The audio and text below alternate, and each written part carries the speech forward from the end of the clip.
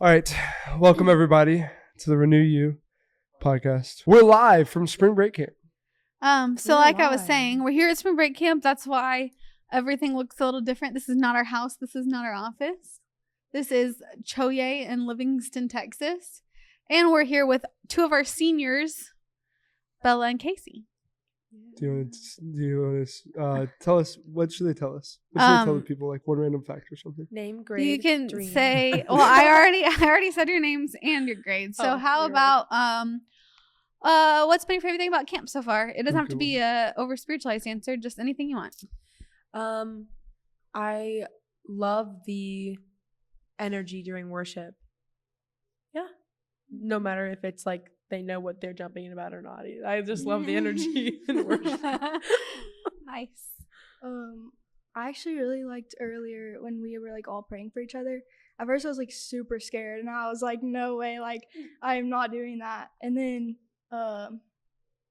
like Gabby prayed over me, and then when she was done, like I went over here and it was actually like really cool. So awesome. Yeah. That's cool. Great. Well, yeah.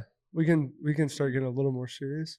Why don't we talk about the reason I thought it'd be cool to have y'all on is when I had texted you the other night and had talked about how it's the first time two singers have ever made it for 4 years. Yeah. Singers.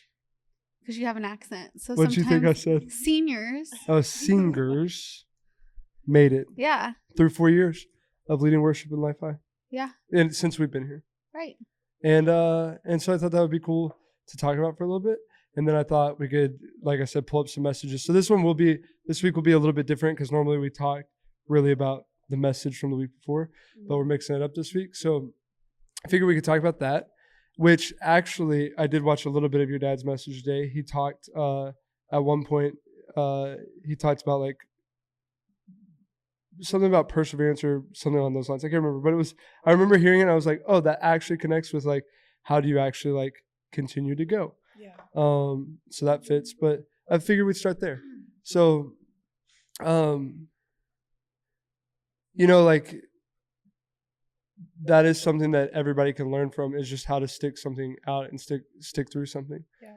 And I think, I don't really know how to answer or how to ask the exact question, but really just like through the peaks and through the valleys and through the different seasons and through the different times, like what are some things that stick out to you that maybe for somebody listening that they could take and apply to their life to be able to stick through things? But then also, like, because you guys are teenagers, like for parents out there, do you have something to say? No. Oh yeah, our feet were touching. But I thought you were cueing me. But for like most of the people that watch this will be parents. So like for parents out there of maybe teenagers or kids, like how can they encourage their kids to stick through something as well? So you can answer it from either angle. Yeah.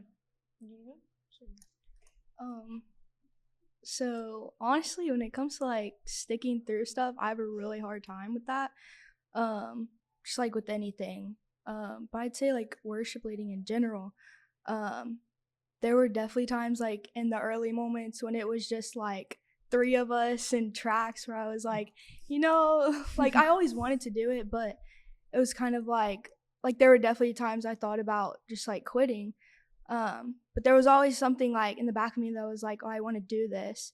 And there was definitely other times where like, the friend group I was in or whatever, like they would kind of encourage me like, oh, well, it's a really hard time right now. Maybe you should just quit. But I think every time I like thought about quitting, somebody would like say something over me that would like encourage that call. Yeah.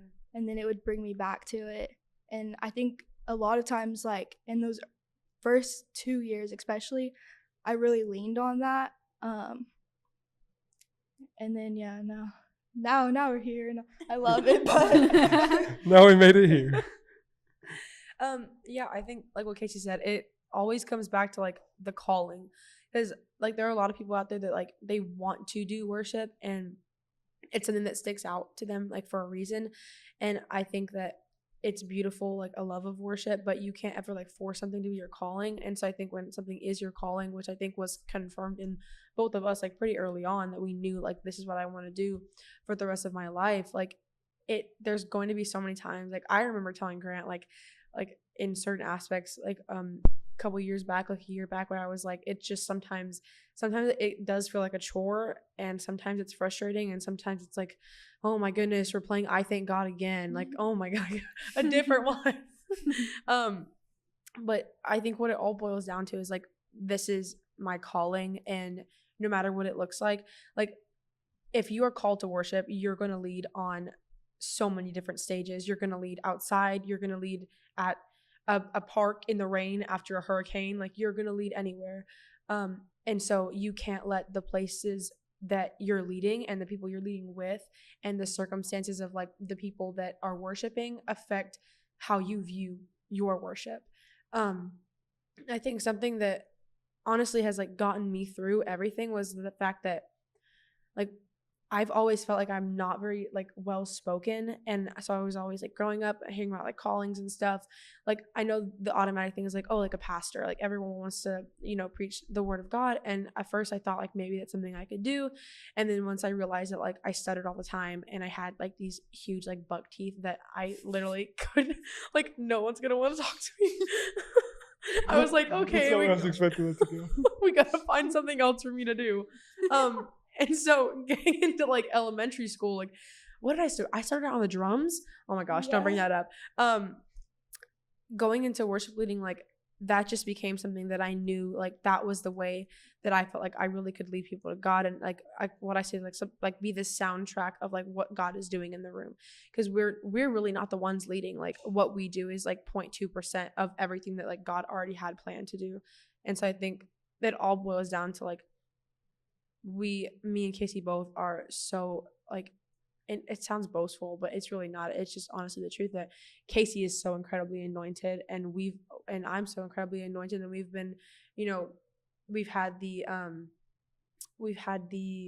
pleasure of getting to be around so many different awesome influences, and like Casey says, like people that will speak that over us and speak that into us, that this is our calling, and confirm that for us. So I remember maybe 2 summers ago having coffee with both of y'all separately, because it was right after summer encounter, and both of you were like done. For different reasons, really. Like you were pretty burnt out and like over it, and you were like trying to figure out, you know, what your spot in that kind of was. And I remember Grant being like, you should probably talk to them. And I was like, yeah, I should probably talk to them, because you both were at the same time obviously really struggling with that. And we approached it, you know, differently with both of you. I think you took like a 3-week break. And it was like, hey, you can't barely speak because you've like run yourself into the ground. And so we're going to take a little vacation. And then I was like, and I think you need to do the opposite. Like, while she's on a little break, you need to like step up, and you need to like push yourself a little bit. And so, obviously you both have gone through times where you had to get over something that was really hindering you and standing in your way. Yeah. So, how do you think that you would like counsel somebody who was either at a point where they're just like burnt out and like, I don't want to do this anymore because like I'm just over it, or I'm done, or somebody who's like, I just don't know like really where my spot is, and so why even push through, and like why even try to put myself in a spot that's not coming just like so easily to me. Yeah. So what advice would you give to somebody else? Yeah, I think I'll jump in one quick while y'all think about that. I think it's a perfect example too, because like the part of your dad's message that I have got to listen to so far, he was talking about taking the leap, and I do think that both of y'all can speak into that 2 different ways. Like and I hear you saying like calling and community basically, but like for Casey, yours was taking the leap into like kind of really stepping outside of your comfort zone and really like stretching yourself, right? And then for Bella, yours was more of like taking the leap, but not like taking the leap, but trusting God with the leap and not just like leaping off into nothingness or like off the deep end. You know what I'm saying? Like landing on God with the leap. You know what I'm saying? So like, and I do think that could help people a lot. So yeah, talking to that. I was going. That's literally what I was gonna say. Like when I was thinking about it, when it comes to like being burnt out, I think when I went through that like time, because it was VBS and then it was like a week in between and then encounter. I remember just like not only was I like I think spiritually burnt out because I definitely wasn't in my word and I wasn't seeking the Lord for myself, but I was also like physically burned out. So when it comes to physical burned out, like take care of your voice. That's which I need to do more. But when it comes to like a spiritual burnout, because that's what it was for me. It wasn't that like I was tired of praising God. It was that I realized my worship, to me, I wasn't praising God. And it was so much more of a, I wouldn't say performance, because I never faked anything, but my worship felt too much about me. Like my worship was too me centered, and like what songs that I want to lead, or like I was leading worship, and that was like my mindset about it. Not because I was like so much of a leader and I thought that I was like the best person or anything like that, but that's what I remember being talked to about and like praying about, was that I would just surrender my worship, and that like how could you ever be burnt out of praising God?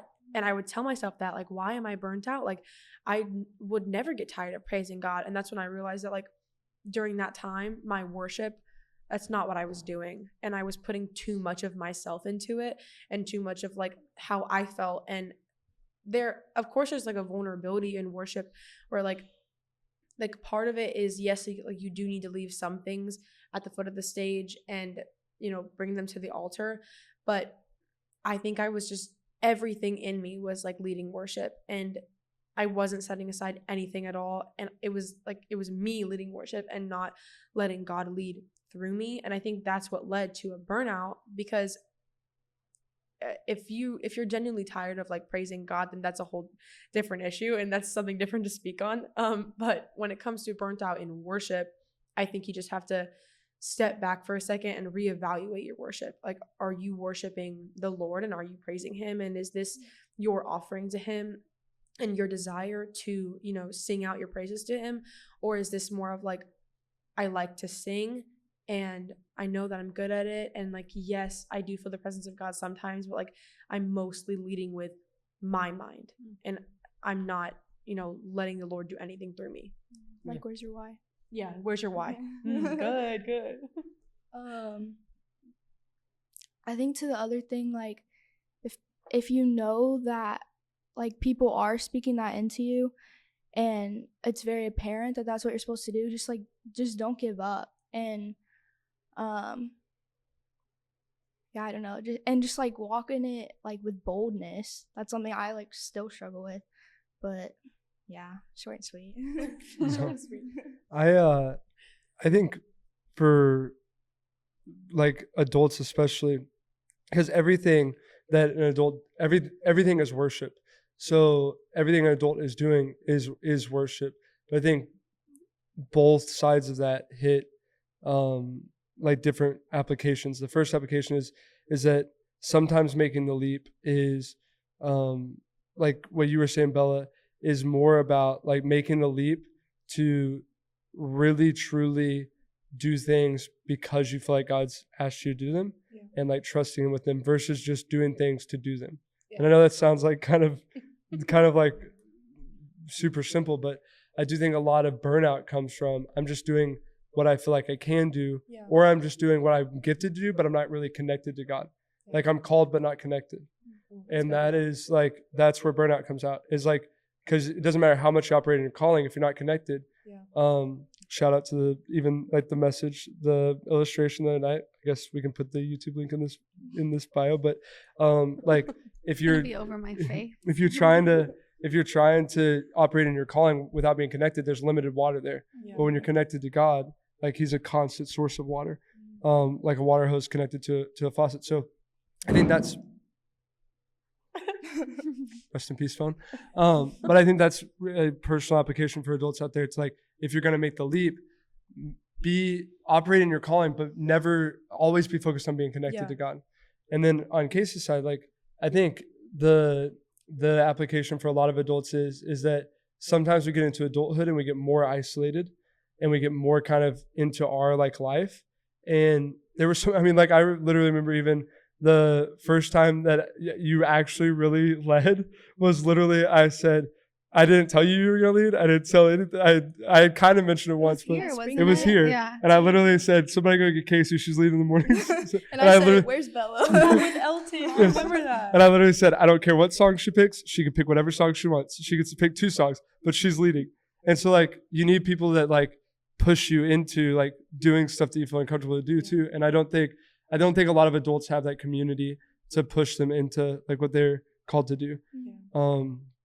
So I think that's what I hear when I hear both of y'all talk about that stuff. Anything? I don't think so. I will say there is a dynamic of this podcast that we are halfway through camp. And so I'm very tired.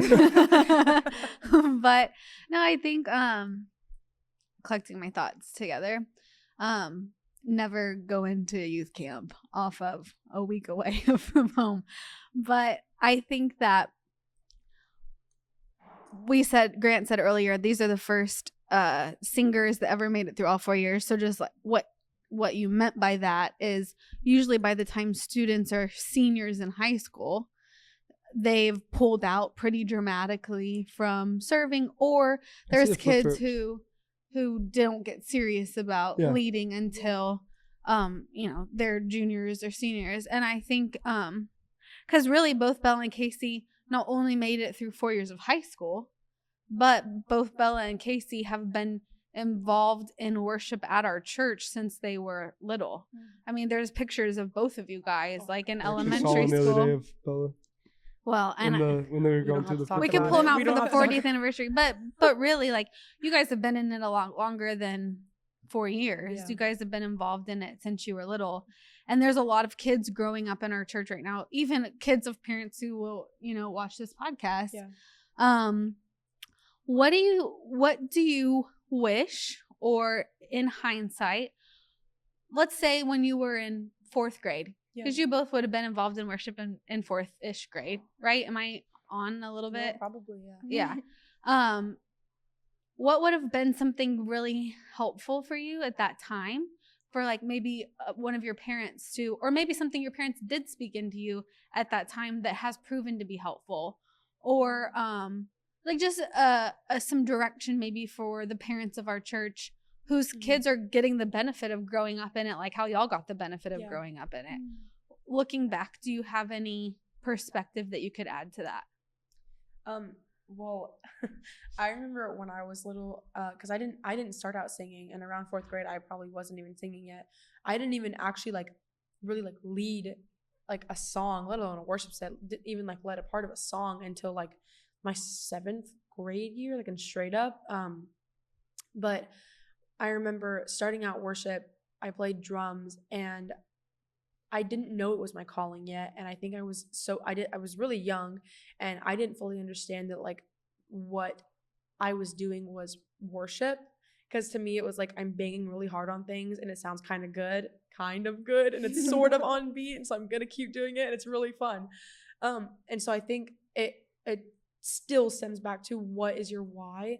And honestly, I'm not a parent, but if I was a parent, I think I would be intentional with reminding them, not shoving a why in their face of remember, nothing like that, but in the sense of be telling them what you're doing is praising God, and you are honoring God in your worship, and just reminding them of that, of their why, not giving them a why, or making that something that is forced upon them. Because anything, especially with kids, anything not just kids, with people our age too, anything you force upon someone automatically is going to be something that they're like, no, now that you tell me, I'm not going to do it. Don't force it upon them.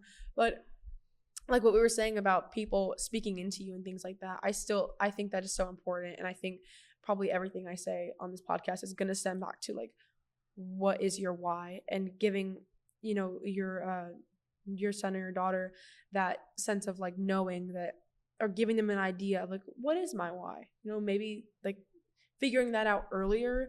Because when I figured it out, I was like, when was that? I was like a sophomore. I was like 15, 14. And I could have, because I'm pretty sure I'd been worshiping like that probably my whole life. And I could have prevented like that moment. Like I could have prevented, not prevented, but I could have been accessing the Lord on a deeper level my whole entire life if I had just listened. And honestly, my parents probably did say something like that to me. I probably just didn't remember, but yeah. I just agree with that. Can I say something about like the being connected thing though? Go for it. I definitely feel like that is so important, because even for me, like up until like probably this time last year, I like I don't think it was really more of a performance thing like you were saying, but it was more of like when I was up there leading worship, like I was just in my head about like everything, like more like the things I was thinking about was like, oh, am I doing this good enough? Like just like different things, you know. But last year, I kind of just like let go of some things and really just spent a lot of time alone with the Lord and just really learned to like love to be in His presence. And when that changed, like the way I worshiped changed. And but yeah, It's good. I want to stay here for one more second, and then we're almost done. We're gonna go a little bit over, but that's okay. I know, like a lot of times, even me growing up, you know, like we focus on so many of the negatives in our house that are going on, and I think it's just part of the human like tendency, you know, like part of the human tendency. Is Not just me. My parents were perfect, right, Mom and Dad? I'm just kidding. But I think we do. I think we focus and we forget a lot of times that our parents are humans. Yeah. And that they're not really that much different than us. They're just older than us. And you know, like both of y'all, I mean, like you're in your guys' house, like there's 4 of y'all that like are all here right now. So many, but they're all here right now. That are all. I don't say this in the way of like, oh, they're such good kids like that, but like are great kids. Yeah. And like, there's 2 of y'all. Both of y'all are here right now. There's 6 of y'all all here right now, total between the 2 of you. But I know that y'all's houses aren't perfect, and I say that not like I know that y'all's houses aren't perfect, but I mean I just say that in general. Everyone's grounded. No house is perfect, but there's got to be something that has happened in your guys' childhood, because kids don't just serve the Lord like that, like across the board. Yeah. You know, so like, can you think of anything practical or anything that you can trace back, like in y'all's houses growing up or in your families growing up, or something that like has you guys connected to the Lord? I think that like with my parents, they've always, you know, my mom growing up and my dad growing up too, I know they did have like an on and off relationship, like with God or even like just with the church, but it was always poured into them, like just the standard of like, Jesus loved you. He died on the cross for you, for your sins, and salvation is the key to being like going to heaven. Like that was the thing that I knew. Like from the second I was out of the womb, it was like, Jesus loves you, and He died for you, and He died for your sins. Like the first thing that happened. Like if the 2-year-old doesn't give her life to Jesus, did he do it in English and Spanish like, right away? Just in case I was fluent in both. You know? He was like, we're making sure. Like from the moment I could, like I still have memory from the moment I can remember, or even like seeing pictures. Like we have always been in a church, and I remember. Like there's videos, horrible videos that won't be pulled up, but there's videos of me like singing worship songs and like dancing to worship music, like with my my siblings and things like that. And obviously there's no way that my parents throughout that entire thing parented perfectly or had a perfect relationship with the Lord, but they still managed to prioritize spending time with community with us. Like we were always going to our friends' houses that like went to church, and you know all the books were like Bible based and things like that. And maybe not all the shows. I know we watched a lot of VeggieTales because those I had like memorized all of those songs. Where is my hairbrush? Oh, I love that one. That's really good. Sorry. Oh, just So like we'll do unlocked a that tonight core for worship. memory. But I think that's like such an important thing, and like kind of touching on the whole like not every household's perfect, and there's definitely been like in every household hurtful things happen, and not when people are angry we can't always control what we say, and that goes for parent and for child. I can attest to that. But She I said, done said some She stuff. said, so I'd like to apologize right So now. I'd like to apologize to my parents. I'm so sorry. But what I will say is that also can stem back to like a why of like if you're letting, because you can't rely on your parents for your faith, and a parent like if a parent is watching this or listening to this, whatever, you don't have to be the main stream of water to your child's faith. That's not. It's yes, of course, to plant that seed in them and encourage them and help lead them. That is important, and it's something I know that I'm not a parent, but a parent is called to do.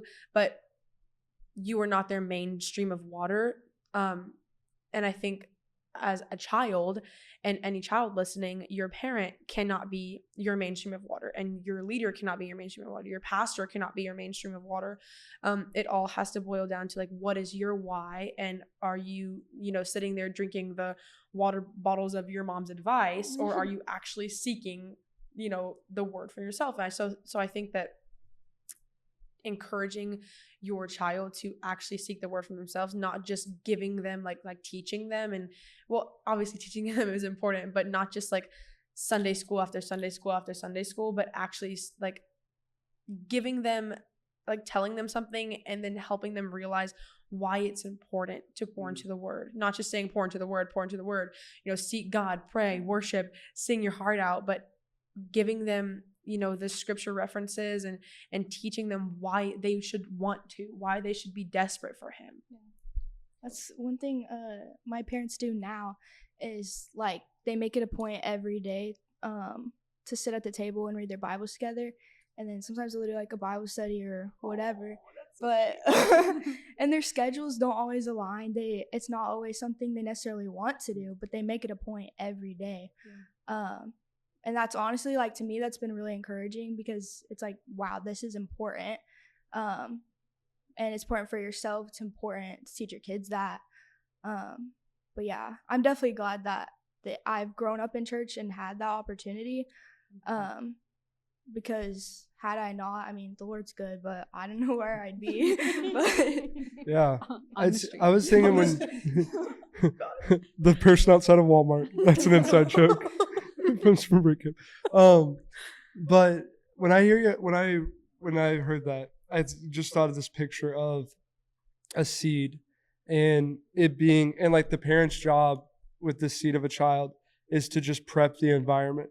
Yeah. And because you can't control what the seed eventually ends up growing up to be. Yeah. Like all you can do is set the stage for them. Yeah. Really and set the environment for them. And so your job is to like make sure the environment can produce growth. Yeah. And one more thing, and I'll toss to you, but I didn't even thought of that. I just thought that was really good what you said. There's really two thoughts of this. I'll make them quick. The first one is that I thought of that verse where Paul says, I watered, Apollos. I'm going to let you struggle in this one. I forgot. It just says, I planted, Apollos watered, but it's God that brought the growth. Mm-hmm. And I think sometimes as parents, like, I can even already feel this way with our kids, why did I feel like I was going to cry all of a sudden? We haven't seen our kids in a few days. But I was even thinking like James last night when he said that about Nathan teaching his kids more about hearing the voice of God than he has in 18 years. And I think sometimes we put so much pressure on ourselves to be the Paul and the Apollos and everything else. Yeah. And I think it's a lot of times from our insecurity, because we think we have to be God to our kid. And we don't have to be. There's so many voices that can speak into our kid's life. And we should just be helping prepare the environment where those voices are present. And then I just think about the same thing that you are saying. It's like, it's true, like my parents, I was just joking in the green room. It's not a green room, the leader room, the leader lounge.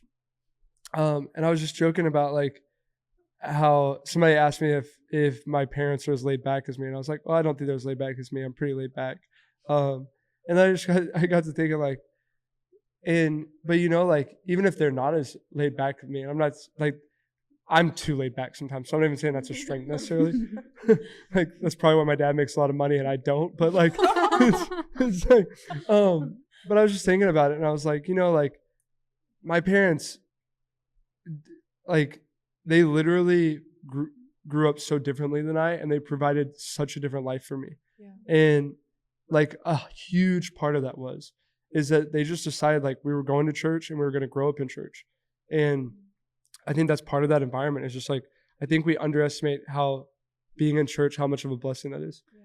Yeah. And I was just going to say, part of the beauty of being a part of a community, and we say this every time we have a baby dedication at the church, is when you're really plugged into a church community, a whole crowd of people is raising your child. Yeah. And not in like a bad way either, not in a weird way, but I am always going to relate to Graham and Leo as their mom. Yeah. And Grant's always going to relate to Graham and Leo as their dad. And they're very few times in all of life going to think anything we do is cool. But they're going to grow up looking at you guys, or looking at even the kids younger than you, the same way I remember growing up and looking at the teenagers when I was a kid. Yeah. And the same way that sometimes y'all's parents, not y'all specifically, but y'all as teenagers, parents will ask us to like, hey, could you talk to my kid about like this? And it's not because your parents couldn't say something to you, but there is just the dynamic of like you said, like your parents are the ones that God designed to create that environment. But there's also a lot of beauty in having a big family invested in your kids.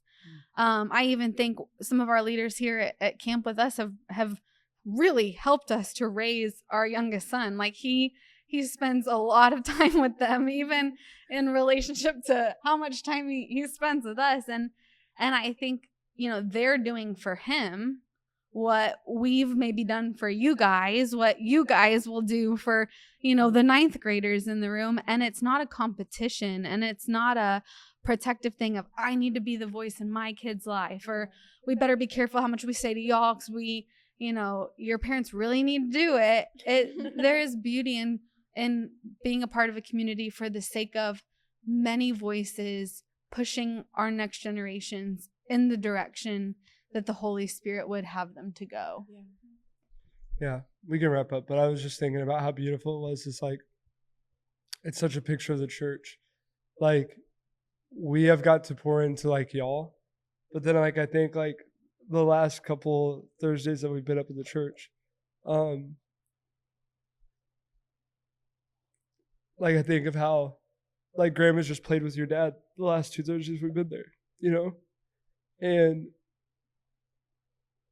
I think that's such a beautiful picture of the church, is that I'm not a perfect dad to Graham, and your dad's not a perfect dad to you. But in the local church, like, we help fill in the gaps for one another. Yeah. And I've been singing the song at night with the boys, that I just sing it over and over again, that like, God, you're a better dad than I am. And I want them to like catch that revelation that like God is a better dad than I am. And then like me, along with everybody else that's part of his church, can fill in the gaps, that they're connected to their Heavenly Father first. And then there's this whole community of people. And yeah, so I just think I think the baby dedications is such a beautiful picture. Is like, in church and growing up in church, and it's like, it's not like, oh, just take your kids to church, or like just do the church. It's like, no, get invested in the church. Yeah. And not for the sake of growing a church, not for the sake of making life church bigger, and not go to a different church if you don't want to make ours bigger. I don't care. But like, it's the getting connected to community is so valuable. And so we're gonna title this. We're gonna title this podcast parenting advice from teenagers and watching Grant cry. It really snuck up on me. Well, lastly, are y'all recording the songs again tomorrow? Yeah, we are. Yeah. Are we just gonna do the 5 songs tomorrow? I have no idea. I don't, because it's something about tearing down or something like that. So We're tearing down at noon. They're tearing down when we're pulling out. you told us 60 minutes originally, but that seems like a long. But we could talk about it. But so anyways, these guys wrote songs. Them and a few other people. They wrote 5 songs, and we recorded the first batch of them Friday. We're recording tomorrow, and then we'll record Wednesday. And they're really, really good. And I don't know how long the timetable is because Evan's got to produce them, and then we got to get them published, and then we got to et cetera, et cetera. But eventually, Life High's They're first going to EP be 37 years old. eventually, Life High's first EP is going to be out, and you should listen to it when it comes out. So I think the songs are really, really good. They gave me so much joy the other night. So do you want to close this out? Well, in classic fashion, what does Grant always say when he dismisses a room at the end of a service? we love you and just keep showing up. Peace.